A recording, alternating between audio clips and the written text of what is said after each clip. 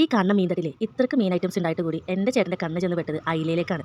അയില വാങ്ങി കഴിഞ്ഞപ്പോഴാണ് എനിക്കൊരു പൂതി കുറച്ച് കക്കർച്ചൂടി ആയാലോ എന്ന്. അങ്ങനെ അയിലയും വാങ്ങി കക്കർച്ചിയും വാങ്ങി. നല്ല പൊടിയായിട്ടുള്ള കക്കയായിരുന്നു. ഫ്രൈ ചെയ്തെടുത്താലുണ്ടല്ലോ ഒരു രക്ഷയില്ലാത്ത ടേസ്റ്റാണ് മൂപ്പർക്ക്.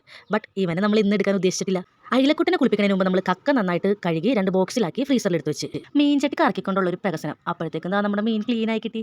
ചട്ടിയിലേക്ക് അരമുറി തേങ്ങയുടെ പാലൊഴിക്കണം. തേങ്ങാപ്പാലിലേക്ക് കുറച്ച് മഞ്ഞപ്പൊടിയും മുളക് പൊടിയും ഇട്ട് കൊടുത്തിട്ട് ചെറിയ ഉള്ളി നടുകീറിയതും 4 പച്ചമുളക് വട്ടത്തിൽ അരിഞ്ഞത്, ഒരു കുഞ്ഞു തക്കാളി അരിഞ്ഞത്, പിന്നെ ഇതിലേക്ക് വെളുത്തുള്ളി ചേർക്കുന്നില്ല കേട്ടോ, ഒരു കഷ്ണം ഇഞ്ചി അരിഞ്ഞതും കൂടി ചേർത്തിട്ട് നന്നായിട്ട് ഒന്ന് മിക്സ് ചെയ്ത് കൊടുക്കണം. പിന്നെ അതിലേക്ക് ആവശ്യത്തിന് ഉപ്പ്. ഇനിയാണ് നമ്മുടെ മെയിൻ താരം പച്ചമാങ്ങ.